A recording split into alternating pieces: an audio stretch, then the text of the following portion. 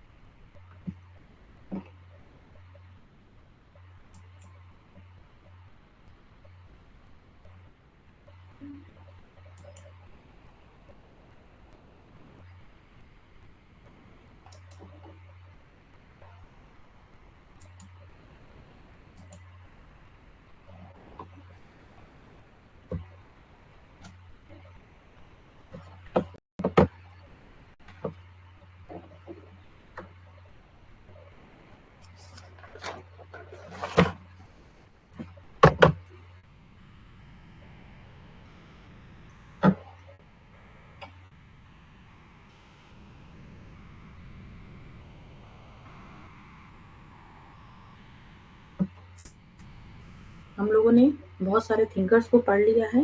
जितने हमारे सिलेबस में है सिर्फ 2 बचे हैं। हाँ, गांधी जी बचे हैं और कौन बचा है? अरबिंदो बचे हैं।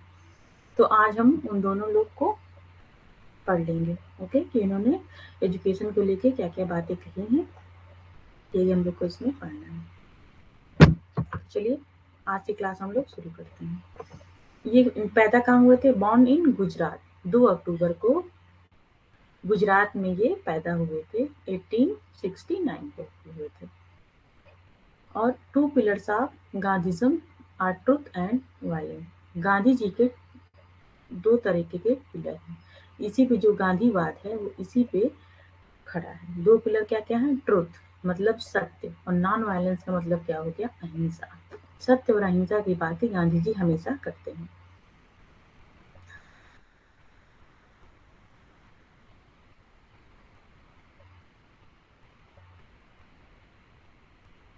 गांधी जी क्या थे? वो एक तरह के क्या थे? फिलोसफिकल पर्सन थे। हाँ, उन्होंने फिलॉसफी दी है। एजुकेशन में क्या उनकी जो फिलॉसफी थी उसके बारे में हम लोग पढ़ेंगे। हाँ, outcomes of long expression in the political and social and economics life in our country. मतलब महात्मा गांधी का शिक्षा का जो दर्शन जो उन्होंने दिया है वो देश के राजनीतिक, सामाजिक और आर्थिक विकास में जो उनका अनुभव हुआ, वो अपने अनुभव के आधार पर उन्होंने शिक्षा का फिलॉसफी दिया। शिक्षा के क्षेत्र में बताया कि क्या क्या करना चाहिए, कैसा करिकुलम होना चाहिए, कैसा मेथड ऑफ टीचिंग होना चाहिए। अभी हम लोग आगे की स्लाइड में ये सब एक एक करके पढ़ेंगे। और 4th पॉइंट क्या है? The meaning of education according to Gandhi ji. Gandhi ji के अनुसार एजुकेशन की मीनिंग क्या है? गांधी जी ओवरऑल डेवलपमेंट की बात करते थे। ऑल डेवलपमेंट, ओवरऑल डेवलपमेंट की बात करते थे। ये क्या बोलते हैं कि बच्चे का फिजिकल डेवलपमेंट भी होना चाहिए, उसका मेंटल डेवलपमेंट भी होना चाहिए और उसका स्पिरिचुअल डेवलपमेंट भी होना चाहिए। मतलब हमें सिर्फ बच्चे को पढ़ाना नहीं है, सिर्फ उसको उसके अंदर एक नॉलेज नहीं भर देनी है बच्चे के अंदर, हमें उसका पूरा डेवलपमेंट करना है, यानी होलिस्टिक डेवलपमेंट हमको करना है।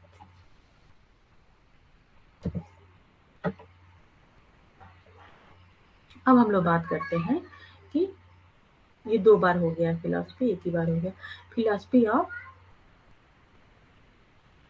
गांधी जी, फिलॉसफी ओह 2 बार हो गया ये तो।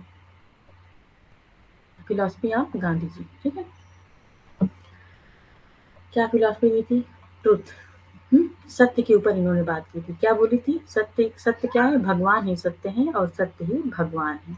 और इन्होंने क्या दिया था फिलॉसफी में? नॉन वायलेंस को बताया था, मतलब अहिंसा के पुजारी हैं। आप सब लोग जानते हैं गांधी जी अहिंसा के पुजारी थे।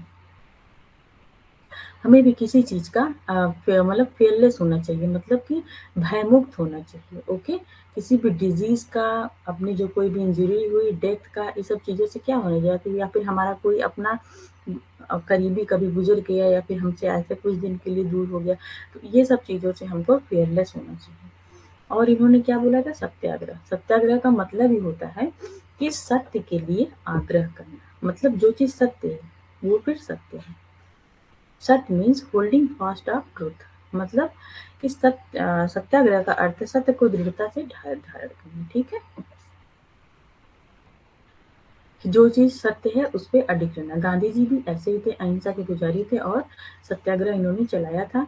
तो जो सत्य है उस पे ये अडिग रहे और ये हम लोग को भी शिक्षा देते हैं कि ऐसा हम लोग को भी अपने जीवन में करना चाहिए। सेल्फ डिसिप्लिन, आत्म अनुशासन एंड सेल्फ प्यूरिफिकेशन, मतलब कि इन्होंने ये फिलॉसफी दी है कि सेल्फ डिसिप्लिन, जो हमारा डिसिप्लिन है, जो हमारे अंदर का डिसिप्लिन है, सेल्फ डिसिप्लिन है, वो बहुत ज़्यादा ज़रूरी है। और सेल्फ प्यूरिफिकेशन मतलब कि खुद का शुद्धिकरण करना बहुत ज़रूरी है। खुद का शुद्धिकरण का मतलब क्या हो गया कि अपने अंदर वैल्यूज़ को ले आना, हमारे जो नेगेटिव थॉट्स हैं उसको हटाना, ये हो गया हमारा सेल्फ प्यूरिफिकेशन। और सेल्फ डिसिप्लिन क्या मतलब खुद को डिसिप्लिन में रखना है, ये मतलब जो हमारा टारगेट है उसके लिए अगर हम कुछ रास्ता अगर चुन लिए कि हमको इस टारगेट पे पहुंचना है, तो अपने खुद डिसिप्लिन में रह के और उसके उस मंजिल तक पहुंचने के लिए हमको एक डिसिप्लिन वे में, एक मतलब अच्छे वे में उस चीज को आगे बढ़ना है। हाँ, पहले अपना सेल्फ अनुशासन रखना बहुत जरूरी है।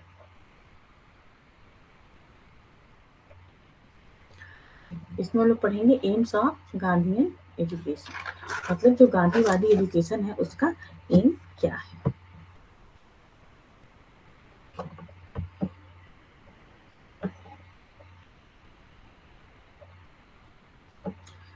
Gandhi ji divided education aim into two category. इन्होंने पूरे जो एजुकेशन का जो एम है, एम्स एंड ऑब्जेक्टिव एजुकेशन का है, उसको दो भागों में डिवाइड कर दिया है। पहला भाग क्या है, इमीडिएट एम्स ऑफ एजुकेशन, और दूसरा भाग क्या है, अल्टीमेट एम ऑफ एजुकेशन, मतलब शिक्षा के तत्काल उद्देश्य क्या है और शिक्षा का अंतिम उद्देश्य क्या है। शिक्षा का तत्काल उद्देश्य का मतलब है कि जो जो चीजें बच्चे को हमें तुरंत सिखानी है, वो हो गया शिक्षा का तत्काल उद्देश्य। मतलब कि बच्चा एडमिशन लिया, ये अलग अलग स्टेज में इसको बांटे हुए हैं, अभी आगे भी हम लोग पढ़ेंगे। तो अगर बच्चा एडमिशन लिया तो उसको पहली स्टेज में क्या पढ़ाना, दूसरी में क्या पढ़ाना है, वो फिर यूनिवर्सिटी में गया तब उसको क्या पढ़ाना है, तो ये है उसका इमीडिएट स्टेज हो गया, इसमें एम्स में हो गया। और बाद में क्या है कि उसको ओवरऑल क्या उसका करना है, उसको क्या पढ़ाना, ओवरऑल मतलब क्या डेवलपमेंट ले आना, क्या करिकुलम निर्धारित करना उसके लिए, वो हो जाएगा the ultimate aim of education. एक एक करके हम लोग देखते हैं। ये पहला था immediate aim of Gandhi's education, उसमें क्या क्या था, वोकेशनल एम था। कल्चरल एम है, वोकेशनल मतलब व्यावसायिक एम, मतलब ऐसी शिक्षा देना है कि उसको अपने जीवन में उसका कुछ फायदा निकले, मतलब व्यावसायिक चीजें करना, यानी आर्ट एंड क्राफ्ट सिखा दिया, उसको डांस सिखा दिया, उसको एग्रीकल्चर सिखा दिए, ये हो जाएगा वोकेशनल एजुकेशन। वोकेशनल एम मतलब वोकेशनल चीजों को ध्यान में रख के शिक्षा देना है। दूसरा क्या, कल्चर है, मतलब वो किस कल्चर से आता है उसकी भी उसको शिक्षा देना, ताकि वो अपने कल्चर के बारे में अच्छे से अच्छे जान पाए। और ये क्या है, परफेक्ट डेवलपमेंट एम, मतलब कि ओवरऑल डेवलपमेंट इसका हो गया। और तीसरा क्या हुआ, मोरल और कैरेक्टर डेवलपमेंट एम, मतलब कि बच्चे का हमको हमको बच्चे के अंदर मोरालिटी भी डेवलप करनी है, उसके अंदर वैल्यूज भी ले आनी है, हाँ मतलब नैतिकता भी ले आनी है, और कैरेक्टर डेवलप, और उसका कैरेक्टर भी हमको अच्छे से डेवलप करना, मतलब उसके अंदर सब गुण ले आना। ओवरऑल डेवलपमेंट की ये बात की है गांधी जी।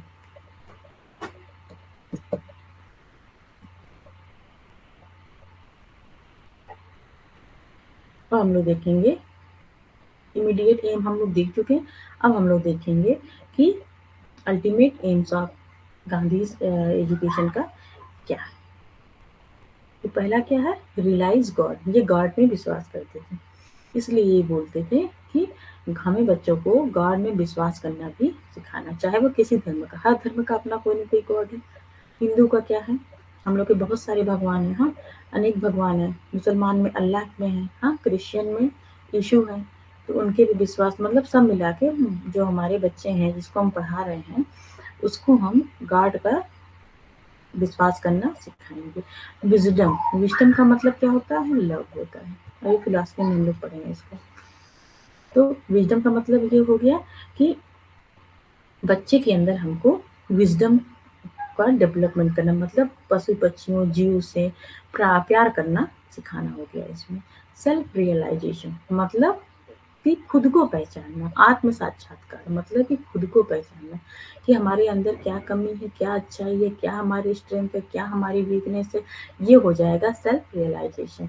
हमारी जो स्ट्रेंथ है उसको हम और मजबूत करें, हमारी जो कमी है, हमारे अंदर जो वीकनेस है उसको हम दूर करने का प्रयास करें। ये कब होगा? जब हमारे अंदर सेल्फ रियलाइजेशन आएगा। कुछ लोग होते हैं गलती करके सॉरी नहीं बोलते हैं, होता है ना। तो ऐसा क्यों होता है? क्योंकि उनके अंदर सेल्फ रियलाइजेशन नहीं है, वो खुद नहीं जान रहे हैं कि उन्होंने गलती किया। अब हम लोग पढ़ेंगे, गांधी जी ने एक कोर्स दिया है, उसको हम लोग देखते हैं क्या बोला है एजुकेशन के ऊपर। To develop the self is to build character and to prepare the self for complete realisation of godliness. Okay, इसका मतलब ये हो गया कि स्वयं का विकास करना ही क्या है? चरित्र का निर्माण है। टू डेवलप द सेल्फ मतलब स्वयं का विकास करना ही चरित्र का निर्माण है, और स्वयं को पूर्ण बोध और ईश्वर की प्राप्ति के लिए तैयार करना ही क्या हो गया? शिक्षा हो गई, कंप्लीट रियलाइजेशन। ठीक है, एंड क्या हो गया? ईश्वर की प्राप्ति के लिए तैयार करना, उन्होंने ऐसा बोला है। हम लोग नेक्स्ट पे आ जाएंगे, educational philosophy of Mahatma Gandhi या प्रिंसिपल ऑफ बेसिक एजुकेशन। ठीक है, महात्मा गांधी ने कौन सा एजुकेशन दिया था? बेसिक एजुकेशन भी दिया था। हाँ, इसको वर्धा एजुकेशन, बेसिक एजुकेशन, बहुत सारे नाम से इसको जानते हैं।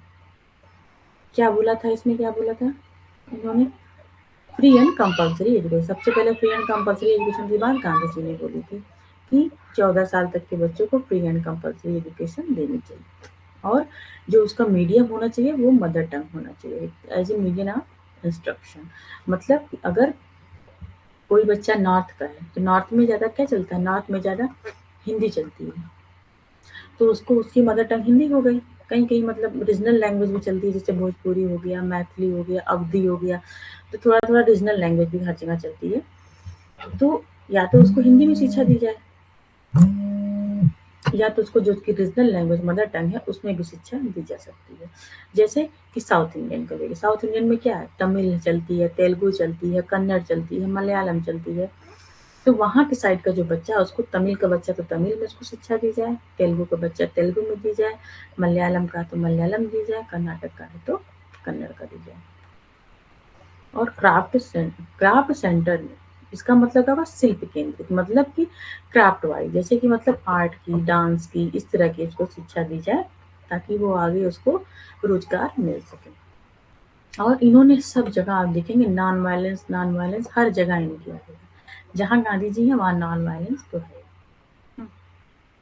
तो नॉन वायलेंस मतलब अहिंसा की बात बोली। और आइडियल सिटीजन मतलब कि एजुकेशन का सबसे बड़ा जो प्रिंसिपल क्या है? एक आइडियल सिटीजन का निर्माण करना, मतलब एक आदर्श नागरिक, क्योंकि जो हमारे समाज में जितने नागरिक हैं, ठीक है, मतलब एक देश का बात करेगा, देश में जितने नागरिक हैं अगर वो अच्छा रहेंगे तो ही हमारा देश आगे अच्छा कर पाएगा। इन्होंने 3 डोमेन की बात की है। ठीक है, पहला क्या है? फिजिकल डोमेन, दूसरा क्या है? साइकोमोटर डोमेन, और तीसरा किसकी बात की है इन्होंने? Cognitive domain. तो एक एक करके हम इसको देखते हैं। फिजिकल डोमेन क्या है? By doing physical works like agriculture which gives good physical exercise, मतलब कि इन्होंने ओवरऑल डेवलपमेंट की बात की है। तो ओवरऑल डेवलपमेंट मतलब उसका मेंटल डेवलपमेंट और उसका फिजिकल डेवलपमेंट दोनों करना है। तो जब फिजिकल डोमेन की बात होगी तो मतलब बच्चे को फिजिकली एक्टिव रखना है। उसमें क्या करना है उसको? जैसे कि एग्रीकल्चर का कोई वर्क करा सकते हैं। ठीक है, इनका मतलब है, जैसे एक इसमें उदाहरण दिया है इन्होंने, उसका फिजिकल डोमेन भी हमको मजबूत करना है। साइकोमोटर का क्या हो गया? बाय डेवलपिंग सोशल स्किल, मतलब बच्चे के अंदर सोशल स्किल का भी डेवलपमेंट करना है ताकि वो सोशल को समझ सके, और हाउ टू बिहेव, कैसे हमको समाज में बिहेव करना है, इस चीजों के बारे में भी जान सके। How to work in a group, कि हमको ग्रुप में कैसे काम करना, मतलब एक तरह से क्या हो गया इसका? साइकोमोटर का मतलब सामाजिक डेवलपमेंट करना है उसके अंदर, कि हमको समाज में कैसे रहना है, कैसे बिहेव करना है। How to work in group मतलब हमको ग्रुप में कैसे काम करना है। हाउ टू कोऑर्डिनेट मतलब एक दूसरे से कैसे कोऑर्डिनेशन बना के चलना है। और क्या हो गया? तीसरा क्या हो गया? कॉग्निटिव डोमेन मतलब संज्ञानात्मक। संज्ञानात्मक की क्या-क्या चीज़ें आ जाएँगी? थिंकिंग स्किल मतलब कि सोचने समझने की क्षमता कैसी है, एनालाइज़िंग कैसे कर रहा है, हाँ? क्या करना चाहिए, क्या नहीं करना चाहिए, मतलब जो दिमाग की एक्टिविटी है। कॉग्निटिव डोमेन का यही मतलब जो दिमाग से जो सोचने समझने की क्षमता, डिसीजन मेकिंग, प्रॉब्लम सॉल्विंग, तो ये जो चीज़ें हैं इसको भी हमको मजबूत बना के चलना है। तो 3 तरह के डोमेन इन्होंने बताए थे, फिजिकल, साइकोमोटर, कॉग्निटिव। तो ये और थिंकर से ये चीज़ अलग है, तो ये चीज़ आप लोग थोड़ा ध्यान में रखिएगा।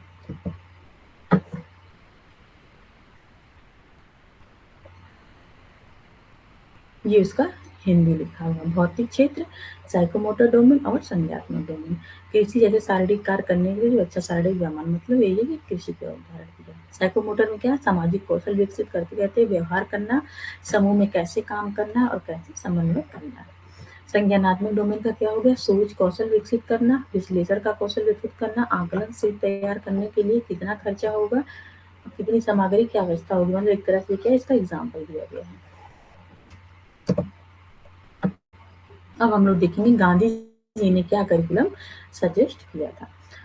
It's curriculum is actively centred, मतलब ये एक्टिविटी पे ज़्यादा ध्यान दिया है इन्होंने, मतलब कि चाइल्ड सेंटर ज़्यादा बताया है चीज़ों को, और हमें लर्निंग बाय डूइंग करके ही सीखना है। लर्निंग बाय डूइंग और प्रैक्टिस से सीखना है।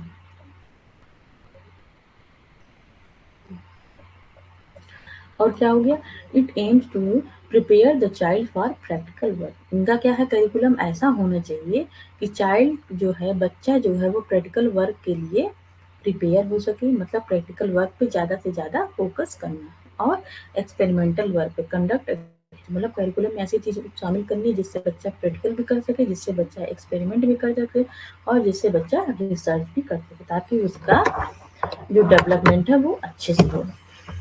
क्योंकि जब बच्चा कोई चीज़ प्रैक्टिकली करके देखेगा, तो वो चीज़ उसके दिमाग में ज़्यादा अच्छे से आएगी। हुँ। अब हम लोग नेक्स्ट की तरफ चलते हैं। Gandhi ji include mother tongue, इन्होंने करिकुलम में क्या-क्या इंक्लूड करने के लिए बोला था। तो ये हम लोग आगे के दिन देखेंगे। क्या-क्या बोला था? मदर टंग की बोला था कि जो शिक्षा मदर टंग में हो। बेसिक क्राफ्ट के बारे में भी बताइए, अरिथमेटिक का भी नॉलेज दीजिए, और बच्चों को सोशियोलॉजी का भी नॉलेज दीजिए, जनरल साइंस का नॉलेज दीजिए, arts and music and other subject का भी नॉलेज दीजिए। इन्होंने इतने सब्जेक्ट्स को, और भी कुछ सब्जेक्ट हैं, मतलब मेन ये जो सब्जेक्ट हैं इसको रिकमेंड किए थे। He further advocated that the principal for boys and girls, इन्होंने एक अलग सी बात कही थी, तो ये बात ध्यान में रखने वाली है। आगे ये तीनों तो बहुत लोगों ने बोला था। अलग गांधी जी ने ये बोला था कि बॉयज और गर्ल्स का करिकुलम 1 से लेके 4 कक्षा तक, 1 टू 4th जो है वो क्या होना चाहिए, सेम होना चाहिए। पर जो 4 के बाद है, जो 5th के आगे का होना चाहिए, वो थोड़ा-सा अलग होना चाहिए, ठीक है ना? The boys should teach craft, बच्चों को कुछ क्राफ्ट वर्क बताइए, और लड़कियों के लिए कैसा करिकुलम हो, होम साइंस उसमें ऐड करिए। तो इन्होंने बच्चों को और बच्चियों को थोड़ा अलग करके करिकुलम के बारे में बोला है। ये इसका हिंदी है, इसका पाठ्यक्रम सक्रिय रूप से केंद्रित है, मतलब प्रैक्टिकल वर्क पे ज़्यादा जोर देता है। इसका उद्देश्य क्या है, बच्चों को व्यावहारिक कार्य करने के लिए तैयार करना, प्रयोग करना और अनुसंधान मतलब कि रिसर्च करने के लिए तैयार करना। महात्मा गांधी ने मातृ शिक्षा को करिकुलम में शामिल करने को बोला, आधार शिक्षा को, अंकगणित को, समाज शास्त्र को, समान विज्ञान, कला, संगीत, अन्य विषयों को भी शामिल करने को बोला था। हाँ? उन्होंने आगे वकालत की, मतलब कि उन्होंने ऐसा बताया, एडवोकेट किया कि कक्षा 1 से कक्षा 4 तक के लड़कों और लड़कियों के लिए पाठ्यक्रम समान होना चाहिए। उसके बाद लड़कों को कुछ शिल्प सिखाइए और लड़कियों को क्या सिखाइए, गृह विज्ञान सिखाइए। Gandhi's method of teaching, Gandhi ji ने क्या रिकमेंड किया कि टीचिंग का मेथड क्या होना चाहिए, तो इसको देखते हैं। To achieve mental development, mental development पाने के लिए क्या करना है, हमको बच्चे के जो सेंसेज हैं उसकी ट्रेनिंग देनी है। पार्ट्स ऑफ बॉडी मतलब ज्ञानेंद्रियां और कर्मेंद्रियां, दोनों की टीचिंग बच्चे को देनी है कि हम अपने ज्ञानेंद्रियों को कैसे यूज करना, how to use our sense organ and how to use our motor organ. और क्या हो गया, दूसरा क्या हो गया, reading should precede the teaching of writing, मतलब इस पे भी फोकस करना है, पढ़ने लिखने पर भी फोकस करना है। Before teaching of the alphabets आज ट्रेनिंग शुड बी गिवन, जैसा आज के समय में हो रहा है कि अगर हम बच्चे को अल्फाबेट बनाते हैं तो उसको ऐसे नॉर्मल हमको नहीं बनाना है, उसको थोड़ा-सा मतलब क्रिएटिव तरीके से बनाना है, उसको आर्टिस्ट तरीके से बनाना, मतलब एप्पल हो गया तो एप्पल सीधे बच्चा नहीं बना पाएगा। हाँ, थोड़ा-सा हम लोग अच्छे से बनाएँगे उसको, ऐसे करके बना दिए एप्पल, तो थोड़ा उसको अच्छा लगा। उसमें पहले तो बच्चा क्या किया, पहले तो ऐसे-ऐसे बना के दे दिए, डॉट डॉट। हुँ, तो बच्चा उसको क्या पहले तो उसको जोड़ेगा, ठीक है? अच्छा लगा उसको, फिर उसमें क्या उसमें रेड कलर भर दो, रेड कलर भरा, नीचे में ग्रीन भरो तो ग्रीन भरा, तो थोड़ा उसको अलग तरीके से सिखाना है। More opportunity should be given for learning by doing, मतलब लर्निंग बाय डूइंग पे हमको ज़्यादा फोकस करना है और उसको बच्चे को अपॉर्चुनिटी ज़्यादा से ज़्यादा देनी है कि वो लर्निंग बाय डूइंग करके ही कोई भी चीज़ सीखे। प्रैक्टिकल वर्क और रिसर्च वर्क करके ही बच्चा सीखे।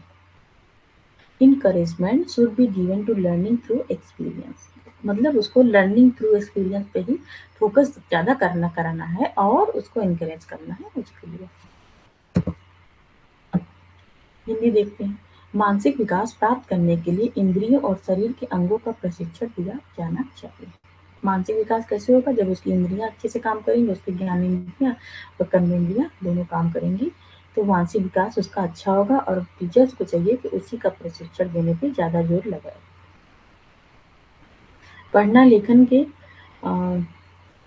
शिक्षण से पहले होना चाहिए, ठीक है? मतलब कि पढ़ाना पहले है बच्चे को, उसके बाद लिखाना, मतलब एप्पल ABCD पहले उसको रटवाना है, फिर उसके बाद हम लोग राइटिंग पे आएँगे। ऐसे बच्चे क्या होता है जल्दी सीखते हैं।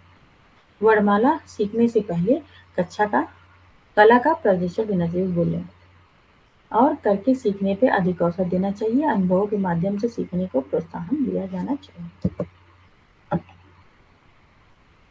Significance of Gandhi's education in the present Indian context, मतलब कि जो प्रेजेंट का चल रहा है, प्रेजेंट का समय चल रहा है, उसमें गांधी जी के जो एजुकेशन का बताया है इन्होंने, जो जो रिकमेंडेशन दिया है, उसमें क्या क्या महत्वपूर्ण है, मतलब समझ में आया ये बात? मतलब कि आज के समय में गांधी जी का एजुकेशन कैसे महत्वपूर्ण है। गांधी जी ने बहुत सारी अच्छी अच्छी चीज़ों की बात की है, जो कि हमारे प्रेजेंट जीवन में भी लोग इसको मान रहे हैं और उसको कर रहे हैं और उसमें सफल भी हो रहे हैं। इन्होंने बोला सत्याग्रह, नॉन वायलेंस और सत्याग्रह हर जगह आया है। सत्याग्रह उसमें लाना है, ठीक है, मतलब सही चीज़ों को हमको एक्सेप्ट करना है। और वुमेन्स एम्पावरमेंट की बात की है, ग्लोबल इंडिया की बात की है। गांधी जी जो हैं वो ग्लोबल इंडिया की बात की है, मतलब कि जो इंडिया है वही ग्लोबल ग्लोबल मतलब कि विश्व पटल पर जाए।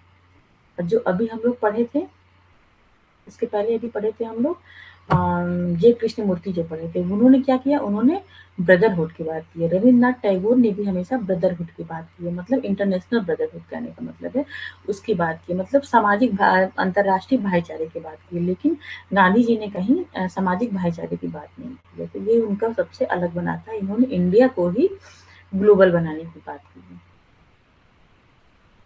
और क्या है, फ्री एजुकेशन की बात की है, मोरालिटी की बात की है और सोशल सर्विस की बात की। सोशल सर्विस कैसे कर सकते हैं, लाइक एनजीओ के थ्रू, जो हम बच्चों को पढ़ाते हैं, बड़े बड़े एनजीओ जैसे प्रथम है। तो ये सब क्या है, बच्चों को पढ़ाता है। प्रथम प्रथम से क्वेश्चन बहुत बार आया है नेट में, तो पता नहीं, मैंने देखा नहीं है, लेकिन और भी छोटे मोटे एग्जाम होते हैं, टेट वगैरह, सी टेट वगैरह, टीएसटी पीएसटी, इसमें आता है। प्रथम एक एनजीओ है जो टीचिंग के फील्ड में काम करता है।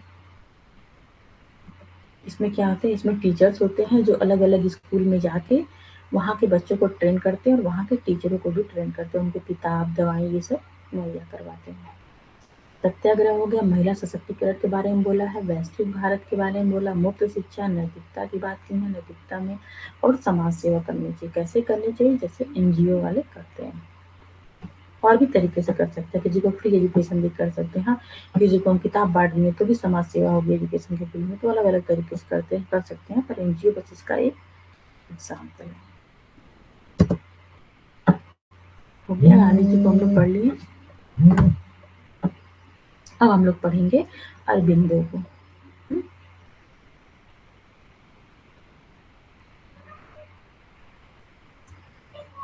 चलिए हम लोग पढ़ते हैं अरबिंदो को। अरबिंदो क्या है, ये कहाँ बॉर्न हुए थे? कोलकाता में बॉर्न हुए थे, 15 अगस्त के दिन बॉर्न हुए थे और 1872 में हुए थे। अरबिंदो घोष, इनका पूरा नाम अरबिंदो घोष था। ये फेमस क्या थे? संत थे, कवि थे, फिलोसफर थे और एक क्या था? एजुकेशनिस्ट थे। ठीक है, और क्या थे? जो अरबिंदो वाज सेंट टू, ये 7 साल की उम्र में, 7 ईयर की उम्र में इंग्लैंड चले गए थे शिक्षा लेने के लिए और वहाँ पे ये 14 साल लगातार रहे और जब 14 साल बाद आए तो ये एकदम से इनको बहुत सारी भाषाएं आ गई थी, जैसे कि इंग्लिश, ग्रीक एंड लैटिन और भी कुछ सारी, फ्रेंच, इनको स्पेनिश, ये सब भाषा भी इनको आ गई थी। तो इनको मतलब भाषा का बहुत ज़्यादा कमांड हो गया था जब ये 14 साल बाहर रहे लंदन में। तो एंड ही गॉट एजुकेशन, ये अपनी एजुकेशन कहाँ किए थे? लंदन के कैम्ब्रिज में किए थे एडमिशन।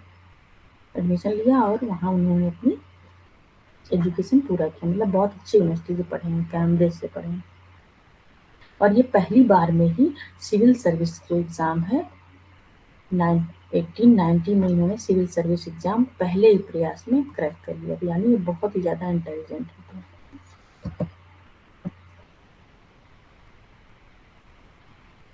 बस यही, अरबिंदो का जन्म 15 अगस्त 1872 में कोलकाता में हुआ था। अरबिंदो घोष एक प्रसिद्ध संत थे, कवि थे, दार्शनिक थे और शिक्षाविद थे। अरबिंदो को 7 साल की उम्र में इंग्लैंड भेजा गया और वहाँ ये 14 साल तक बने रहे। उन्होंने लंदन और कैम्ब्रिज में शिक्षा प्राप्त की और वे अंग्रेजी, ग्रीक और लैटिन के मास्टर बन गए। उन्होंने 1890 में भारतीय सिविल सेवा परीक्षा जो क्या है प्रथम प्रयास में ही उत्तीर्ण कर ली थी। अब अरबिंदो ने एजुकेशन के लिए कुछ बेसिक प्रिंसिपल दिए हैं। प्रिंसिपल क्या-क्या दिए हैं? चलिए देख लेते हैं हम लोग। Education should B child centred, जो एजुकेशन है वो कैसा होना चाहिए? चाइल्ड सेंटर्ड होना चाहिए। और क्या होना चाहिए? रिलेटेड ऑफ द लाइफ, बच्चे के जीवन से रिलेटेड होना चाहिए। मतलब कि जो एजुकेशन दे रहे हैं वो करिकुलम बनाते समय ऐसा चीज उसमें डालें जो बच्चे के जीवन से रिलेटेड हो, उसी को मतलब एक तरह से हथियार बना के हम बच्चे को शिक्षा देंगे। जैसे कि अभी हम अगर आपको कोई एग्जाम्पल देते हैं तो ज़्यादातर कोशिश करते हैं कि वो आपके जीवन से रिलेटेड हो ताकि वो चीज़ें ज़्यादा समझ में आती हैं। तो ये कहने का मतलब है। Education should be according to mental aptitude, सबका मेंटल एप्टीट्यूड जो है वो अलग अलग होता है, तो उस चीज़ को ध्यान में रख के बनाना है शिक्षा देनी। और साइकोलॉजिकल नीड्स, बच्चे की नीड्स क्या सब लगे, मतलब कक्षा 2 के बच्चे को कक्षा 5 की शिक्षा नहीं दे सकते हैं। क्योंकि उसकी क्या मेंटल एप्टीट्यूड अलग है, उसका साइकोलॉजिकल नीड भी अलग है, तो उसको ध्यान में रख के हमको एजुकेशन देना है। इन्होंने भी बात की है कि जो एजुकेशन होना चाहिए किस पे होना चाहिए? तो मदर टंग में होना चाहिए। एजुकेशन जो होता है किस पे होना चाहिए? फिजिकल प्यूरिफिकेशन पे, मतलब ऐसा एजुकेशन है जिससे बच्चे का फिजिकल प्यूरिफिकेशन हो। अभी हम पिछली स्लाइड में फिजिकल प्यूरिफिकेशन की बात की है। और डेवलप क्या करना? अनकॉन्शियसनेस की उसका डेवलपमेंट हो। और क्या देना है बच्चे को? ट्रेन टू सेंस, इन्होंने भी बोला है, अरबिंदो ने भी बोला है कि उसको सेंस की भी ट्रेनिंग देनी है, ज्ञानेंद्रिय कर्मेंद्रिय जो है उसकी भी ट्रेनिंग देनी है। और foundation of education should B ब्रह्मचर्य, मतलब जब बच्चा फाउंडेशन में है एजुकेशन के, मतलब सीख रहा है, अभी उसका निम्न स्तर पे है, फाउंडेशन पे है, वो आधार पे है, तो उसको क्या करना है? ब्रह्मचर्य का पालन करना चाहिए।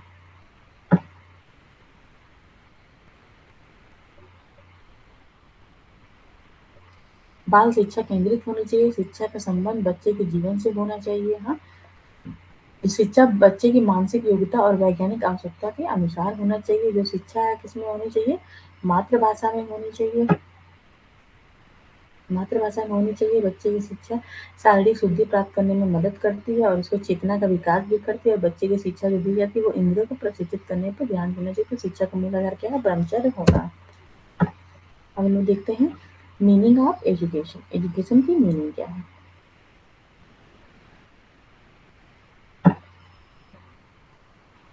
Aurobindo Ghosh comes out against the educational system of his times. He believed that education should be according to the mental and spiritual need. हमारा जो मेंटल और स्पिरिचुअल नीड है वो मतलब बच्चे का वो चीज़ ध्यान में रख के ही हमको शिक्षा देनी चाहिए। और डिमांड ऑफ द कंट्री, और हमारे देश की उस समय डिमांड क्या चल रही है, उस चीज़ को भी हम शिक्षा में शामिल करना चाहिए, उस चीज़ को देख के। हाँ, रियल आइडिया मॉडर्न लाइफ, और जो मॉडर्न लाइफ है उस पे भी शिक्षा देनी चाहिए, मतलब उससे रिलेटेड शिक्षा देनी चाहिए। जो हमारा मॉडर्न लाइफ, जैसे आजकल जो मॉडर्न चीज़ें चल रही हैं, तो उससे रिलेटेड शिक्षा देनी चाहिए। मतलब आजकल जब कोविड चल रहा है, ठीक है, मान लीजिए कोविड चल रहा है, तो हम अपने करिकुलम में थोड़ा सा कोविड के बारे में भी अवेयरनेस लाने के लिए वो चीज़ लाएं। Education is helping the growing soul, मतलब एजुकेशन जो होता है वो हमारी आत्मा को ग्रो करने में हेल्प करता है। अरविंद घोष अपने अपने समय की शिक्षा प्रणाली के खिलाफ आते हैं। क्यों खिलाफ आते हैं? क्योंकि उस समय जो उनके समय था ना, वो बौद्धिज्म का था समय था। तो उस समय क्या था, उस समय 2 चीज़ें बहुत ज़्यादा चल रही थी। पहली चल रही थी स्पिरिचुअल, मतलब कि भगवान में जो था, भगवान का नहीं मतलब कह सकते हैं कि जैसे मतलब बौद्ध धर्म में था ना कि हर सुख जो जितनी भी सुख वाली चीज़ें, मतलब घर-बार, हाँ, और जो धन-दौलत, ज़्यादातर बुद्धिज़्म में यही बताया गया, घर-बार, धन-दौलत ये सब चीज़ें छोड़ना है। उसी टाइप की चल रही थी, लोग छोड़ रहे थे। तो वही था कि उस समय जो शिक्षा प्रणाली थी उससे उसके ये खिलाफ थे। और कुछ लोग हैं जो मटेरियल इकट्ठा करने में लगे, मतलब कि धन दौलत इकट्ठा करने में, मगर इनका मतलब था कि बीच का रास्ता लेके चलिए, ना एकदम वैसा ही किया जाए ना एकदम ऐसा ही किया जाए। इनका इसीलिए ये थोड़ा उसके खिलाफ थे, और इन्होंने आगे 2 पार्ट में शिक्षा को बांटा भी है। अभी हम लोग आगे स्लाइड में पढ़ लेंगे। उनका मानना है कि शिक्षा बच्चों की मानसिक और आध्यात्मिक आवश्यकताओं और देश की मांग के अनुसार होनी चाहिए, और आदमी जीवन पर आधारित होनी चाहिए, और शिक्षा बढ़ती आदमियों में मदद करती है। इनके अनुसार एम्स ऑफ एजुकेशन क्या होना चाहिए? एम्स ऑफ एजुकेशन होना चाहिए एक्वायर्ड नॉलेज, नॉलेज प्राप्ति के लिए होना चाहिए। शिक्षा का उद्देश्य होना चाहिए, शिक्षा का उद्देश्य क्या होना चाहिए? फिजिकल प्योरिटी, मतलब जो हमारी hygiene, mental health, mental hygiene के बारे में भी उसमें बात होनी चाहिए, फिजिकल प्योरिटी के बारे में बात होनी चाहिए। और क्या होना चाहिए? ट्रेनिंग ऑफ सेंसेस, मतलब ज्ञानेंद्रिय कर्मेंद्रिय को सेंस देना है। और क्या है? लॉजिकल जो एबिलिटी है उसको डेवलप करने पे फोकस करना है, और मेंटल डेवलपमेंट पे फोकस होने पे करना है, और मोरालिटी डेवलप करनी है बच्चे में, ये बच्चा कहीं होना चाहिए, और स्पिरिचुअल आध्यात्मिक चीज़ों को भी डेवलपमेंट होना चाहिए, और सेल्फ रियलाइजेशन, मतलब खुद का रियलाइज होना भी उस पे होना चाहिए। ज्ञान प्राप्ति पे ध्यान देना, शारीरिक शुद्धता पे देना है, इंद्रियों का प्रशिक्षण पे देना है, तार्किक चीज़ों को सोचने समझने की क्षमता पे ध्यान देना है, मानसिक विकास पे ध्यान देना, नैतिक विकास पे ध्यान देना, आध्यात्मिक विकास पे ध्यान देना, और स्व अध्ययन मतलब खुद का रियलाइजेशन पे भी ध्यान देना। अब हम इसका देखते हैं करिकुलम क्या है। श्री अरबिंदो के अनुसार क्या-क्या करिकुलम में होना चाहिए। Aurobindo has described the following 5 principles of curriculum. इन्होंने 5 तरह के करिकुलम बताए हैं। क्या-क्या बताए हैं? Curriculum should be interested. सबसे पहले जो करिकुलम हम बना रहे हैं वो क्या होना चाहिए? बच्चों के लिए इंटरेस्टेड होना चाहिए, मतलब अच्छा लगेगा बच्चे, तभी बच्चे अच्छे से पढ़ाई करेंगे। The subject of a curriculum should be able to motivate to child, मतलब ऐसा करिकुलम बनाओ जिससे बच्चा थोड़ा मोटिवेट हो। जैसे हमारे जो सिलेबस है इसमें कुछ थिंकर्स को रखा गया। क्यों रखा गया? क्योंकि थिंकर्स के बारे में अच्छी चीज़ें हमको जानने को मिल रही हैं, तो हमको थोड़ा मोटिवेशन भी होगी, हम भी कुछ अच्छा कर सकते हैं। तो ऐसे ही दिमाग लगा के हमें करिकुलम बनाना है कि बच्चे में थोड़ा मोटिवेशन भी आए। Curriculum should include all subject, इसमें ऑल पूरे सब्जेक्ट होने चाहिए, पूरी एक्टिविटी होना चाहिए, विच प्रमोट, ऐसा होना चाहिए जो बच्चे का मेंटल हेल्थ और स्पिरिचुअल डेवलपमेंट भी कर सके।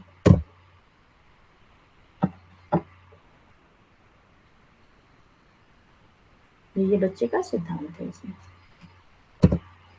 Types of education for the purpose proper growth for learner, किस टाइप की एजुकेशन हमें कब कब देनी है कि जो हमारा लर्नर है, जो हमारा स्टूडेंट है, उसकी ग्रोथ अच्छे से हो सके। इसमें इसको इन्होंने 3 तरह की स्टेज में बांट दिया है। पहला क्या बताया है? Primary stage. प्राइमरी स्टेज में हमें क्या क्या शिक्षा देनी है? पहले तो जो प्राइमरी, मतलब आप छोटे बच्चे को ध्यान में लेके चलिए, उनको शिक्षा कैसे देनी है? मदर टंग में देनी है, उसको इंग्लिश का नॉलेज कराना, नेशनल हिस्ट्री के बारे में बताना, आर्ट की, पेंटिंग की, जनरल साइंस की, हाँ, सोशल स्टडी की, और अर्थमेटिक की नॉलेज देनी है। फिर जब आएगा सेकेंडरी स्टेज, क्या क्या देनी है? उसको किस चीज़ की देनी है? देखिए इसमें क्या है, जनरल साइंस। पहले हम बच्चे को, ऐसा होता भी है, पहले सिर्फ साइंस पढ़ाई जाती है, फिर उसके बाद बच्चे का क्या होता है, जूलॉजी, बॉटनी, फिजिक्स, केमिस्ट्री अलग हो जाता है। तो इसी तरह बताया मैंने। सेकेंडरी स्टेज में क्या करना है? Physics, chemistry, biology, psychology, health, education and social studies के शिक्षा देनी है। सोशल स्टडीज पहले एक सब्जेक्ट होती है। फिर बाद में आगे चल के वो अलग पढ़ना है, ज्योग्राफी अलग पढ़ना है, हिस्ट्री अलग पढ़ना है, अलग-अलग चीज़ें, सिविक्स हमको अलग पढ़ना है, हाँ, तो ऐसे होता है। फिर यूनिवर्सिटी स्टेज में क्या पढ़ना है, इंडियन एंड वेस्टर्न फिलॉसफी। इसके बाद हम लोग आगे पढ़ेंगे, इंडिया के बारे में जानेंगे और क्या जानेंगे, वेस्टर्न के बारे में हम जानेंगे, history of civilisation, international relation and integration. सब मिला के यूनिवर्सिटी में आते हैं, तो हमें ब्रॉड हिसाब से सोचना है, ब्रॉड चीज़ों को ले आना है इसमें। अब देखेंगे मेथड ऑफ टीचिंग, क्या क्या मेथड रहती है। अगर हम किसी बच्चे को शिक्षा दे रहे हैं तो अरबंदों के अनुसार क्या क्या मेथड हम अपनाएंगे। चलिए देखें। हिडन टू चाइल्ड मतलब बच्चे को फ्री छोड़ देना है और बच्चे को अपने से सीखने देना है, लर्निंग बाय डूइंग और रिसर्च एंड बाय प्रैक्टिस। और love and sympathy for the child, जो बच्चा जो टीचर टीचिंग कर रहा है उसके अंदर क्या होना चाहिए, बच्चे के लिए प्यार होना चाहिए और सहानुभूति होनी चाहिए। जब हम बच्चे को प्यार और सहानुभूति देते हैं तो बच्चा भी हमें उतना देता है, प्यार देता है। मदर टंग, तो टीचर और बच्चे का जो रिलेशन है टीचर स्टूडेंट का, वो अच्छा हो जाता है। मदर टंग में शिक्षा देना है, चाइल्ड सेंटर्ड एजुकेशन देना है, सेल्फ एक्सपीरियंस देना है, मतलब कि करके सिखाना है तो ही उसका सेल्फ एक्सपीरियंस होगा। और ग्रुप लर्निंग और कोऑपरेटिव लर्निंग को भी इन्होंने बढ़ावा दिया। सामूहिक अधिगम्य और सहकारी, सामूहिक का मतलब क्या होता है, 8-10 बच्चे एक साथ मिलकर कोई काम कर रहे हैं और सीख रहे हैं। सहकारी क्या, कोऑपरेट कर रहे हैं, मतलब एक दूसरे को कोऑपरेट भी कर रहे हैं और ग्रुप में काम भी कर रहे हैं। ये हो गया सहकारी अधिगम और सहकारी अधिगम और सामूहिक अधिगम के। करके सीखना की बात की इन्होंने, आत्मानुभव की बात की, बाल केंद्रित शिक्षा, मातृभाषा में शिक्षा देना और बच्चे के लिए प्यार होना चाहिए, सहानुभूति होनी चाहिए, बच्चे को आज़ादी होनी चाहिए कि उसको क्या सीखना है, कब सीखना है और कैसे सीखना है। इन्होंने फाइव तरह के इंटीग्रल एजुकेशन का स्टेजेस के बारे में बताया हुआ। तो 5 तरह के इंटीग्रल एजुकेशन के स्टेजेस क्या-क्या हैं?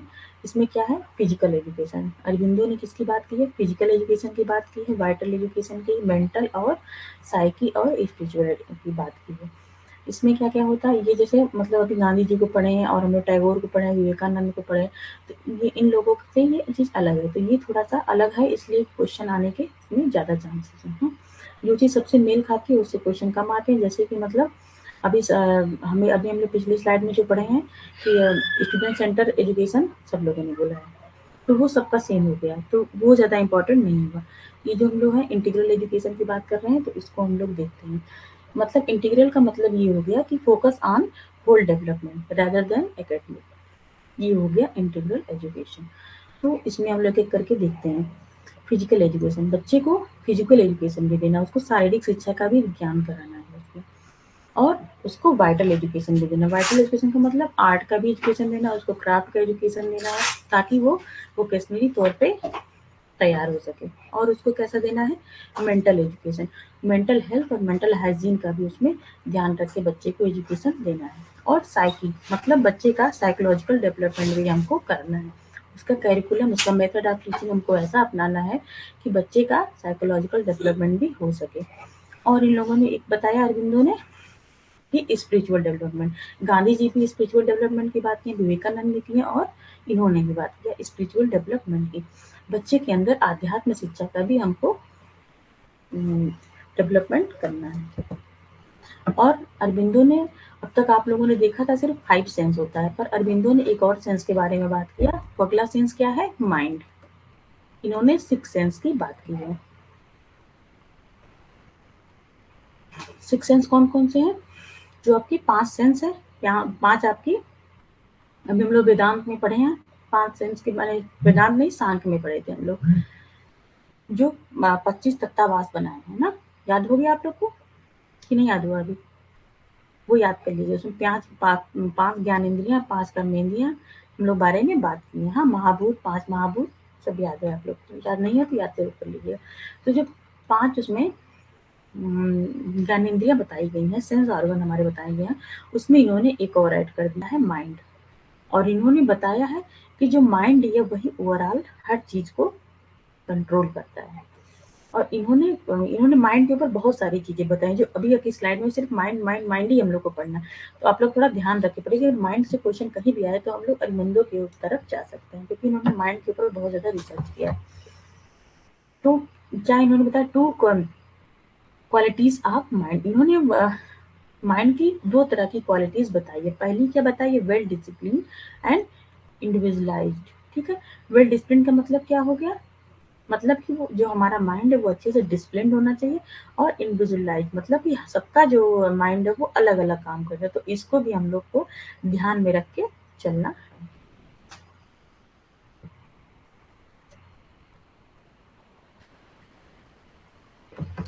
वेल वेल डिसिप्लिन का मतलब ये भी हो गया कि मतलब वेल स्ट्रक्चर्ड, मतलब अच्छे से उसका जो हमारा माइंड है उसको एक वेल स्ट्रक्चर्ड वे में हमको लेके जाना है। और इंडिविजुअलाइज का मतलब क्या हो गया कि मतलब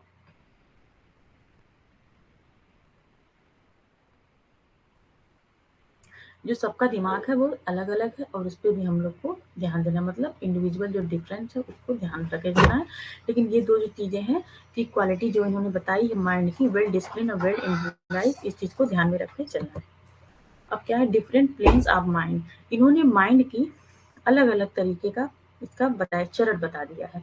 इन्होंने क्या क्या बताया? ये क्वेश्चन आया है और आ भी सकता है, पहले के सालों में क्वेश्चन आया ऑर्डिनरी माइंड, क्योंकि ये अलग है, जो अलग चीजें हैं ना वही फंसाएंगे हमको, तो उसको थोड़ा सा पढ़ना पड़ेगा। इन्होंने क्या क्या फेज बताए हैं? ऑर्डिनरी माइंड है, और हायर माइंड है, इल्यूमिनेटेड माइंड है, इंट्यूटिव माइंड है, ओवर माइंड है, और क्या है? सुपर माइंड है। साधारण मन, उच्च मन, प्रबुद्ध मन, सहज मन, मन के ऊपर मतलब over mind and super mind. Four mind layer, पता है ना कि ये माइंड के बारे में बहुत ही ज्यादा रिसर्च की है और अलग अलग टाइप के माइंड ही बताए गए हैं। तो फोर माइंड लेयर क्या है, चलिए देखते हैं। माइंड की चार लेयर के बारे में इन्होंने बताया है।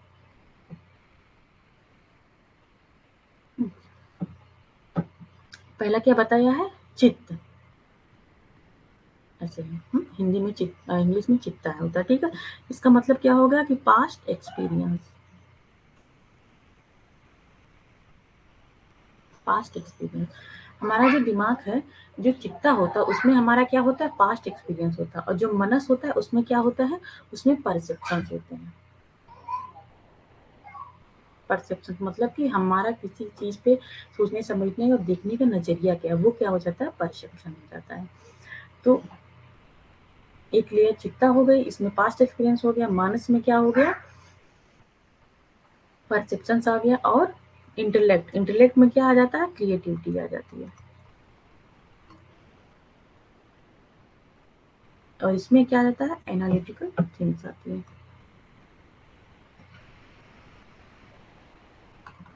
एनालिटिकल थिंग्स आ गए। हाँ, इंटेलेक्ट मतलब बौद्धिक चीजें में, इसका मतलब हिंदी में हो गया बौद्धिक चीजें। बौद्धिक चीजों में क्या आता है? हम लोग बौद्धिक मतलब दिमाग से क्या करते हैं? क्रिएटिविटी करते हैं, एनालिटिक जो चीजें होती है वही सब करते हैं ना, तो इससे यही मतलब। हाँ, इंट्यूशन, इंट्यूशन का मतलब क्या हो गया? हायर नॉलेज, ये थोड़ी ऊपर की नॉलेज हो गई, हायर नॉलेज, KNOWLEDG। चार तरह की माइंड है, तो जो अलग टाइप के क्वेश्चन है वो इम्पोर्टेंट है। इन्होंने टू निगेशन मतलब कि पूरी तरह से दो चीजों को नेग्लेक्ट कर दिया। एक क्या बताया है? तपस्वी, और दूसरा सामग्री।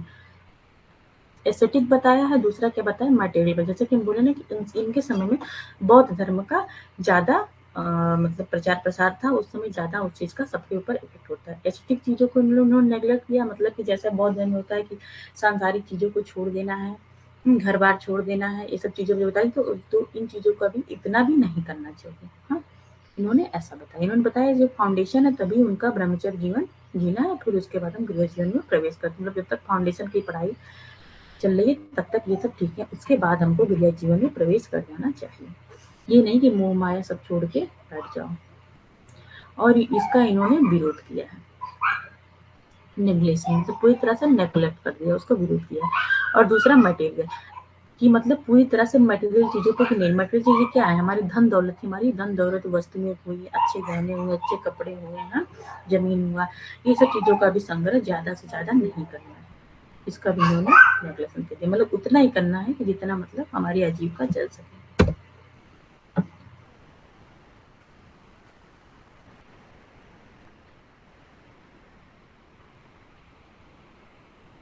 आवाज तो मैं तेज बोल रही हूँ।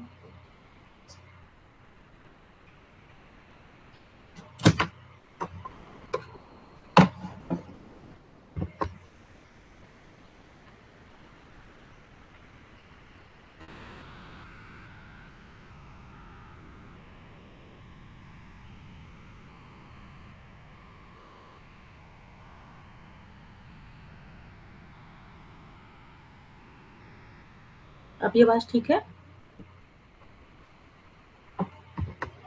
कभी कभी कुछ लोगों के यहाँ ना दिक्कत आती है। आप लोग क्लास में और लोग भी हैं, तो कभी कभी उन लोग की दिक्कत आती है कि उन लोग को आवाज धीरे सुनाई देती है, पर ऐसा होता नहीं है। देखिए यहाँ वॉल्यूम है ना पूरा एकदम फुल करके रखे हैं।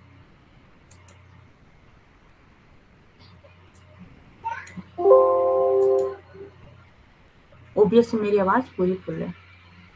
ठीक है, मैंने यहाँ से भी बढ़ा दिया। अब आवाज ठीक आ रही है? अगर आ रही है, गुड इवनिंग राखी। आपके बारे में ही हम सोच रहे थे, कभी कभी आपको भी आवाज कम आती है ना, तो नेटवर्क की दिक्कत होती है। तो दिनेश जी भी बोल रहे हैं कि आवाज कम आ रही है, तो हमको लग रहा हो सकता है उनके नेटवर्क की दिक्कत हो। तो राखी आपको आवाज सही आ रही है?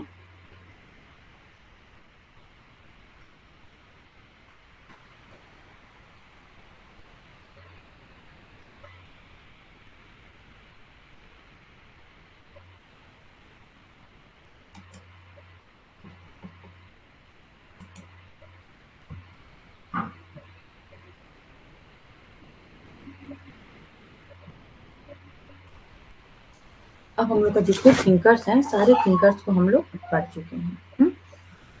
अब हम लोग क्या पढ़ेंगे? अब हम लोग जो यूनिट 1 का डी पार्ट है उसका एकदम लास्ट पढ़ेंगे। उसमें लास्ट में क्या लिखा है? National values and incident in the Indian constitution, मतलब कि भारतीय समाज में भारतीय संविधान में क्या क्या निहित मूल्य हैं।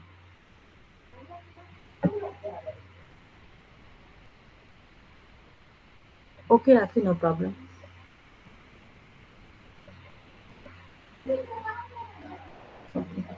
ठीक है दिनेश, थोड़ा आप अपना नेटवर्क देख लीजिएगा। ऐसी दिक्कत होती है इसलिए मुझे लगा कि हो सकता है आपके यहाँ नेटवर्क की दिक्कत है, क्योंकि मेरे यहाँ से मेरे ओबीएस में भी फुल है, मेरे लैपटॉप की जो आवाज़ है वो भी फुल है, तो दिक्कत आनी नहीं चाहिए, मेरे हिसाब से यही लगता है। तो अब हम लोग बस एक टॉपिक हम लोग का बचा है कि मतलब जो संविधान है उसमें उसमें बहुत सारे मूल्य निहित हैं, ठीक है ना? तो कुछ कुछ यहाँ इसमें दिए गए हैं, वही वही आपको पढ़ना है। सोशलिज्म के बारे में पढ़ना है, जस्टिस के बारे में, लिबर्टी के बारे में, डेमोक्रेसी, इक्वलिटी, फ्रीडम, ये पढ़ना है। लेकिन इसमें एक चीज ध्यान रख के पढ़ना है कि एजुकेशन का जो स्पेशल रेफरेंस देते हैं उसको पढ़ना, मतलब एजुकेशन में ये चीजें कैसे इंपॉर्टेंट है, जो भी चीजें हमारी भारतीय संविधान में लिखी है वो कैसे इंपॉर्टेंट है, बस। ओके, तो आज की क्लास में हम लोग इसको भी जल्दी से करके खत्म करेंगे। राखी, यूनिट 1 का डी पार्ट चल रहा है, हम लोग का थिंकर्स कंप्लीट हो गया, और आज ये फिर हम लोग वैल्यूज पढ़ेंगे कि ये संविधान के में क्या क्या वैल्यूज दी गई हैं, क्या क्या मूल्य है, ठीक है? Values instant in Indian constitution, यही टॉपिक चल रहा है जो सामने दिख रहा है। तो हम लोग थोड़ा जल्दी जल्दी करके एक दो, अगर हो पाता है, पूरा तो नहीं हो पाएगा वैसे, 10 मिनट ही समय है, तो ठीक है जितना हो पा रहा है उतने का, क्योंकि आप लोग 7 बजे से फर्स्ट पेपर किसी किसी की क्लास भी रहती है, तो इस वजह से मैं ज़्यादा पढ़ा भी नहीं सकती। हिंदी इंग्लिश दोनों है।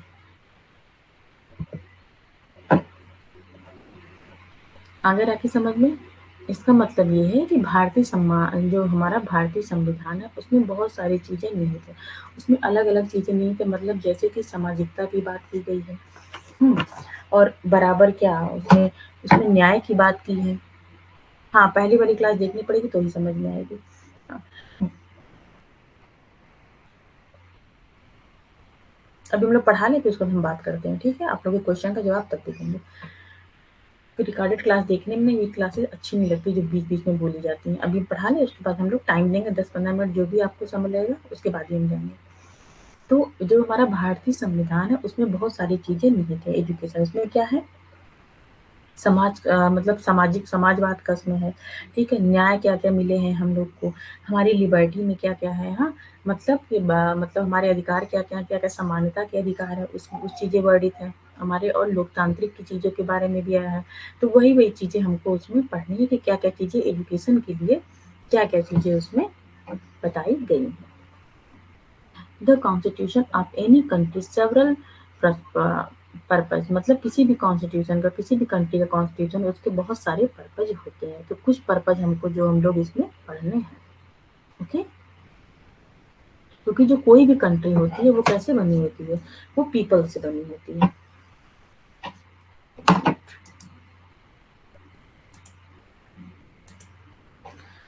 कोई भी देश है तो वो देश कैसे बनता है, पीपल से मिलता है। और जो पीपल्स होते हैं वो बहुत सारी अलग अलग कम्युनिटी से आते हैं, सबकी कम्युनिटी अलग अलग है।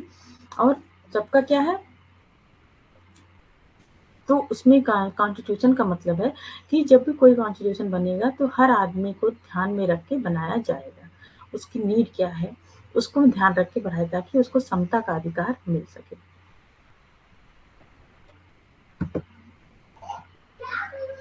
ये किसी भी देश का संविधान कई उद्देश्यों को पूरा करता है, कुछ आदर्शों को निर्धारित करते हैं जो कुछ प्रकार के समाज का आधार बनाते हैं जिससे हम रहने की इच्छा रखते हैं। एक देश आमतौर पर लोगों के विभिन्न समुदाय से बना होता है जो कुछ मान्यताओं को साझा करता है।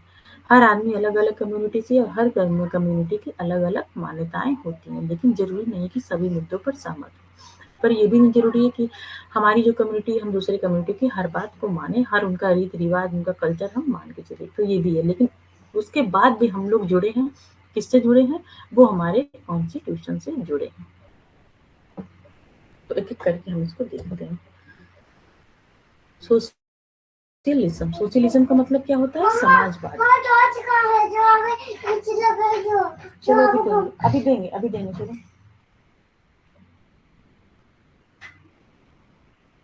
सोशलिज्म की बात करते हैं। इसमें क्या हो गया कि पहली बात है जो ये सोशलिज्म था पहले किसमें था? पहले ये था नीति निर्देशक तत्व में था। लेकिन जो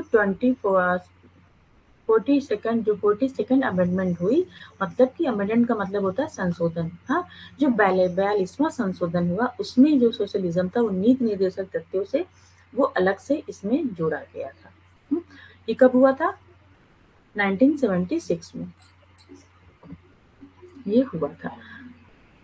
समाजवाद शब्द आर्थिक नियोजन के संदर्भ में प्रयोग और उपयोग किया गया। ठीक है, वे प्रमुख भूमिका को दर्शाता है अर्थव्यवस्था। इसका अर्थ हटाने जैसे आदर्शों की प्राप्ति करने की प्रतिबद्धता भी है। असमानताएं सभी के लिए न्यूनतम बुनियादी आवश्यकताओं का प्रदान, समान के लिए समान वेतन, जैसे कि मतलब कि एक तरह से ये समाजवादी चीज को ध्यान में रखिए, मतलब कि समाज में जितने लोग रहेंगे, हमारा कॉन्स्टिट्यूशन यही कहता है समाज में जितने लोग रहेंगे तो हमको सबके लिए एक समान वो चीज मिलेगी। ठीक है, जैसे कि मतलब राइट टू एजुकेशन एक्ट आया, तो वो क्या है, वो एक तरह से जितने भी लोग थे समाज में, चाहे छोटे बड़े गरीब अमीर कोई भी था, तो किसी भी कम्युनिटी का हो, वो सबके लिए वो स्कीम एक तरह से काम थी। ये क्या हुआ, ये हमारा समाजवाद हुआ। और जैसे ये स्कीम आई mid day meal, MDM, mid day meal आई, तो ये भी जो स्कीम थी वो सारे लोग को एक साथ काम, ऐसा नहीं था कि जो दूसरे किसी कास्ट का था, हाँ ठीक है, मान लीजिए ब्राह्मण था तो उसको ज्यादा मिला, 2 रोटी ज्यादा मिला, ऐसा नहीं हुआ ना। जो दलित था उसको 1 रोटी कम मिला, या दलित को 2 रोटी ज्यादा मिला, ऐसा नहीं होता है। जितने लोग हैं सबको एक बराबर मिला। तो ये क्या हुआ, यही हमारा इसमें है समाजवादी मतलब सोशलिज्म हुआ कि जितने लोग हमारे देश में है, देश की जो जनता है उनको जो एजुकेशन है सब पे उसका समान अधिकार है। अब हम लोग बात करेंगे धर्मनिरपेक्षता मतलब सेक्युलरिज्म। चलो अभी आ रहे, चलो 1 मिनट।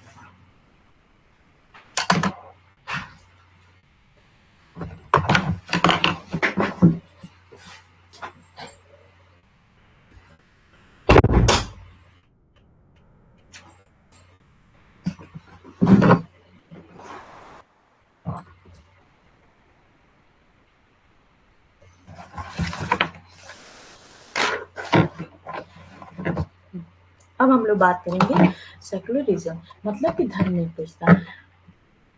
इंडिया जो है उसमें अलग अलग तरीके के लोग रहते हैं, हिंदू है, मुस्लिम है, क्रिश्चियन है, हाँ, जैनिज्म है, बुद्धिज्म है, अलग अलग लोग करीब है।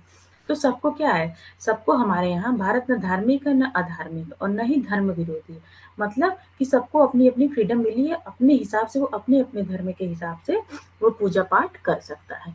क्योंकि जो भारत है, जो हमारा देश है, इसके कॉन्स्टिट्यूशन में लिखा है, वो वो सिर्फ एक देश है, ना वो धार्मिक है, ना वो अधार्मिक है और ना ही वो किसी धर्म का विरोधी है। मतलब कि किसी धर्म का विरोधी नहीं है और भारत का कोई धर्म नहीं है। वो सिर्फ भारतीय है, उसकी नेशनैलिटी क्या है, वो भारतीय है, वो मतलब खुद भारत है, हाँ। उसका कोई धर्म नहीं है, उसकी कोई जाति नहीं है और वो धर्म विरोधी नहीं है। तो इसमें हम लोग को सब अधिकार मिला हुआ कि हम लोग अपने हिसाब से जैसे चाहें वैसे धर्म का रक्षा करना हो या फिर उससे रिलेटेड कोई भी कर्मकांड करना हो वो कर सकते हैं। ये हो जाता है धर्मनिरपेक्षता में आता है या सेक्युलरिज्म में आता है। इससे क्वेश्चन ज़्यादातर आता है मैच द फॉलोइंग, तो इससे एक क्वेश्चन हर बार आता है और बहुत ईज़ी है, बस नाम से पता चल जाएगा आपको कि किसमें किसकी बातें हो रही, बस यही ध्यान में रख के चलना। ये क्वेश्चन बहुत टफ नहीं पूछे जाते हैं इस टॉपिक से। इसमें क्या-क्या 2 चीज़ें आती हैं, प्रत्येक व्यक्ति किसी भी धर्म में विश्वास करे और अभ्यास करने की स्वतंत्र, मतलब कि कोई व्यक्ति किसी धर्म में, मतलब कि कोई व्यक्ति मुस्लिम धर्म में विश्वास करता है, तो उसको आज़ादी है, तो वो अपना नमाज़ पढ़े, कोई दिक्कत नहीं है। हुँ? और राजधर्म के आधार पर किसी व्यक्ति या समूह के साथ भेदभाव नहीं करेगा। मतलब भारत का जो कॉन्स्टिट्यूशन है उसमें ये लिखा है कि जो कोई भी राज्य है वो किसी भी धर्म के उसके धर्म के हिसाब से उसमें भेदभाव नहीं करना। सब मिला के धर्मनिरपेक्षता का मतलब आप लोग समझ गए हैं, बस यही है। अब क्या होगा जस्टिस, जस्टिस का मतलब है कि न्याय, सबके लिए जो न्याय है, जो हमारी न्यायपालिका वो सबके लिए बराबर है। अगर चोरी करने की 2 साल की सज़ा है तो वो सबके लिए है। चाहे वो किसी कास्ट का हो, चाहे वो किसी धर्म का हो, उससे कोई मतलब नहीं है। सबके लिए एक बराबर है। जो हमारा शिक्षा का अधिकार है, वो सबके लिए एक बराबर है। तो कोई भी मतलब एजुकेशनल ऐसी घटना हुई, हुँ, जैसे कि मान लीजिए लोग पर्चा आउट करा दे रहे हैं, होता है ना सबका पर्चा आउट हो जा रहा है, यहाँ पे आउट हो गया, वहाँ पेपर आउट हुआ, वहाँ पेपर आउट हुआ। तो उसका जो उसका दोषी हुआ, सबके लिए एक ही है, चाहे वो कहीं का भी हो। अगर पेपर आउट कराने पे 5 साल की कैद होती है, तो उसको भी 5 साल की कैद मिलेगी। ये बताइए, ठीक है? इसमें क्या है?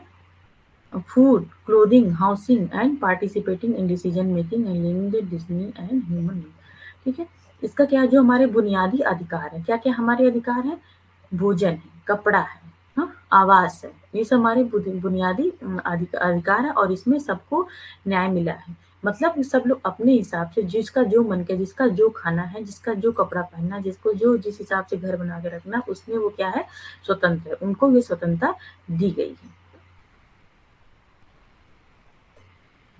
और इसमें ये चीज़ें हम आपको भेज देंगे तो आप इसको थोड़ा-सा डीपली में भी पढ़ लीजिएगा उसको, ठीक है? और जेंडर, रेस, क्लास, हाँ, सिटीज़नशिप, रिलीजन, एज, सेक्सुअलिटी किसी भी चीज़ का इसमें क्या है, सबको इक्वल राइट्स मिले हुए हैं, यही आपका न्याय है। और क्या हो गया लिबर्टी, मतलब कि स्वतंत्रता, सबको स्वतंत्रता है, जैसे कि वाक की स्वतंत्रता है, कहीं आने वाक का मतलब बोलने की, हाँ? बहुत ज़्यादा ये आता है व्यक्ति की अभिव्यक्ति एंड आज़ादी की स्वतंत्रता। आप सब लोगों ने सुना ये जो ऐसा टॉपिक है कि हमको अभिव्यक्ति की स्वतंत्रता है, जो मुझे बिल्कुल पसंद नहीं है। इसके नाम पे लोग कुछ भी बोल देते हैं किसी को, कोई मोदी जी को गाली दे रहा है, कोई राहुल जी को गाली दे रहा है, हाँ? कोई किसी को भी कुछ कह सकता है। क्यों कह सकता है? ये ज़्यादातर नेताओं में ही ज़्यादा होता है कि उसको अभिव्यक्ति की स्वतंत्रता, मतलब हमारी जो अभिव्यक्ति, मतलब मेरे अंदर जो ख़्याल आ रहे हैं, उसके लिए हम स्वतंत्र हैं। पर ऐसा होना नहीं है। जैसे अभी राहुल गांधी को आप लोगों ने रिसेंट में ही सुना है कि क्या है, उनकी सदस्यता खत्म कर दी गई है। मतलब उन्होंने जो मोदी है, मोदी क्या, मोदी एक तरह की जाति है, हाँ, बहुत सारे लोग मोदी नाम से, तो उनको क्या किया, उनका नाम का गलत यूज़ किया, उनको कुछ बोला, चोर बोला है, ठीक है? उससे उनकी सदस्यता जो है संसद की वो खत्म कर दी गई है। तो इनको लगेगा राहुल जी को कि ये तो मेरी अभिव्यक्ति की स्वतंत्रता है, मैं बोल सकता हूँ जो मेरे मन में, पर ये क्या है, राहुल जी सही किए गलत किए उससे नहीं मतलब, वहाँ हम लोग इसको बात नहीं करें, मैंने बस एक उदाहरण दिया। तो ये उनकी अभिव्यक्ति की स्वतंत्रता हो गई कि वो बोल सकते जो बोले, लेकिन हमारे संविधान में लिखा हुआ कि हमारी स्वतंत्रता वहीं तक है जहां तक दूसरों की स्वतंत्रता भंगित ना हो। ये साफ-साफ लिखा है। तो हमें स्वतंत्रता मिली, हर चीज़ की स्वतंत्रता मिली। हम अपने थॉट्स को एक्सप्रेस कर सकते हैं, ठीक है? बिलीव्स को, फेथ को हम पूजा कर सकते हैं। हम अपनी वैल्यूज़ की स्वतंत्रता हमारी जो हमारी वैल्यूज़ हमको अच्छा लगे वो कर रहे हैं। लेकिन वहीं तक है जहाँ तक दूसरे को दिक्कत ना हो, मतलब किसी और कम्युनिटी, किसी मेंबर को आपसे प्रॉब्लम ना हो, वहीं तक आपकी स्वतंत्रता है। ये आ जाएगा आपकी लिबर्टी में। अब सब सिर्फ इसका वर्ड याद कर लेंगे ना, लिबर्टी को क्या बोलते हैं, ठीक है, लिबर्टी, अगर आपको लिबर्टी स्वतंत्रता बोलते हैं, लिबर्टी का तो सब स्वतंत्रता देख लीजिए, हिंदी भी आएगा उसका एग्जाम में। तो जिसको हिंदी आ रहा है वो हिंदी देके भी क्वेश्चन सही करते हैं, जिसको इंग्लिश आ रहा है उसको इंग्लिश देके भी क्वेश्चन सही कर सकते हैं। हम नोट्स दोनों में देंगे आप लोग को। अब देखते हैं डेमोक्रेसी। डेमोक्रेसी का मतलब क्या होगा, लोकतांत्रिक। मतलब कि हमारा जो देश है वो सबसे बड़ा लोकतांत्रिक देश कौन है, इंडिया ही है। लोकतांत्रिक का मतलब क्या है, हमको अधिकार है अपना जो नेता है चुनने का। बहुत से जो देश है वहाँ जनता को अधिकार नहीं होता है अपना नेता चुनने का, लेकिन इंडिया को में ऐसा नहीं है। इसमें है कि चाहे लड़का हो लड़की, आफ्टर 18 वो वोट डाल सकता है और अपना नेता चुन सकता है। ये क्या है, ये हमारी डेमोक्रेटिक ताकत है।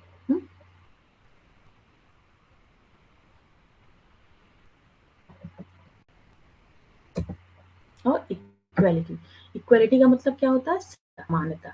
मतलब सबको अपनी अपनी समानता है, सब लोग जो लोग हैं एक तरह के हैं। हाँ? जो 18 साल का जितने लोग हैं सब लोग वोट डाल सकते हैं, इसमें किसी भी प्रकार की कोई भी बाधा नहीं आएगी, सबको अपनी अपनी समानता है। चाहे वो किसी धर्म का हो, ये लिखा है ना, भारत के सभी नागरिकों के साथ समान व्यवहार किया जाना चाहिए। जाति, पंथ, धर्म, लिंग, जाति, इसके आधार पे हम कभी भी भेदभाव नहीं करेंगे। चाहे वो भारत का कोई सर्वोच्च अधिकारी हो, चाहे वो हुआ, चाहे कानून हुआ, चाहे कोई भी हुआ, उससे उसको वंचित नहीं किया जा सकता, क्योंकि सबके अंदर सब लोग एक समान है। फ्रीडम, स्वतंत्रता की बात है कि मतलब हम कहीं भी आ जा सकते हैं, हम अपनी तरह से अपनी आज़ादी से, मतलब कि अभिव्यक्ति की स्वतंत्रता हमको है, कहीं आने जाने की स्वतंत्रता है अपने देश में, मतलब कुछ भी कर सकते हैं, हाँ, कहीं भी घर बनवा सकते हैं कुछ राज्य को छोड़ के। तो ये क्या हो, ये हमारी क्या है, बुरी तरह से स्वतंत्रता में आती है। अब आज का जो पूरा है डी टॉपिक, यूनिट 1 का डी टॉपिक पूरी तरह से खत्म हो चुका है। जिसको जहाँ भी दिक्कत है वो पूछ सकता है हमको। हाँ, और जो सोनी बात करनी थी, अब कोई भी जिसको प्रॉब्लम है वो बात कर सकता है, 10 मिनट 5 मिनट जिसको जो भी बात करनी है आप लोग करिए, कोई दिक्कत नहीं है।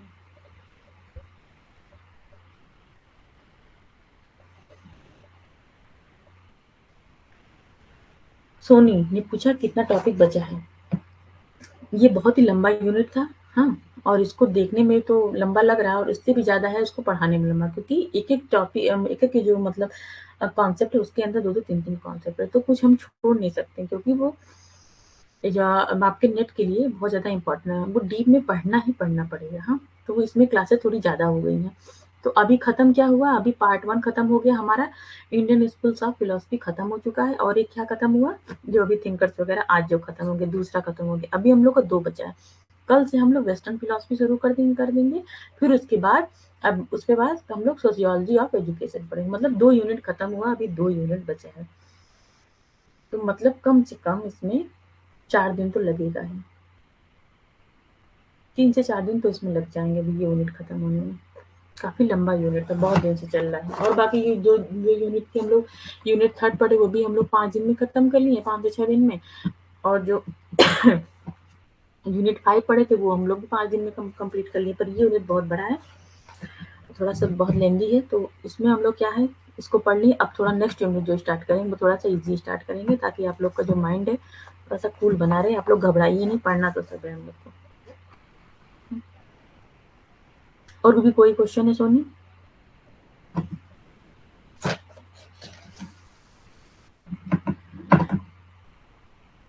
9 को फिलर फार्म की तरफ से एक स्कॉलरशिप का टेस्ट आयोजित किया जा रहा है। हाँ, उसमें आपको क्या करना, फिलर फार्म को, जो आप सब में ऐप डाउनलोड होगा, बस उसी ऐप में 9 को आपने एक क्वेश्चन पेपर आएगा, बस उसको सॉल्व करके उसको सबमिट कर देना है। अगर आप मतलब अच्छी रैंक ले आते हैं तो आपको स्कॉलरशिप मिलेगी, आपकी 90% फीस है वो माफ हो जाएगी। जो लोग फीस दे दिए हैं उनका 90% उनको रिफंड भी हो जाएगा। तो आप लोग एक बार ज़रूर उस टेस्ट में लो। अगर नहीं भी आया तो कोई बात नहीं, आपको एक्सपीरियंस तो मिलेगा, आप कहाँ गलत हैं, आप कितने नंबर पे हैं, तो ये तो आपको मिलेगा ना कम से कम। तो आप लोग, मेरी रिक्वेस्ट है कि आप सब लोग ज्वाइन ज़रूर करें वो, ठीक है। और किसी को कोई दिक्कत है, कोई दिक्कत परेशानी, कुछ पूछना हो तो पूछ लीजिए फिर। सोनी ने बोल दिया नो मैम, सब ठीक है, ओके। बाकी लोग भी अपना बता दें, नहीं तो फिर बाय, गुड नाइट। कल की क्लास में फिर मिलते हैं।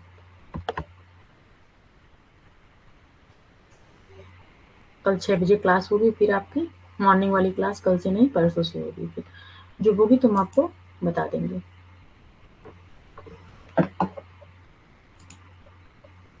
क्योंकि एक्स्ट्रा क्लासेस भी लेनी पड़ेगी तो ही काम चलेगा।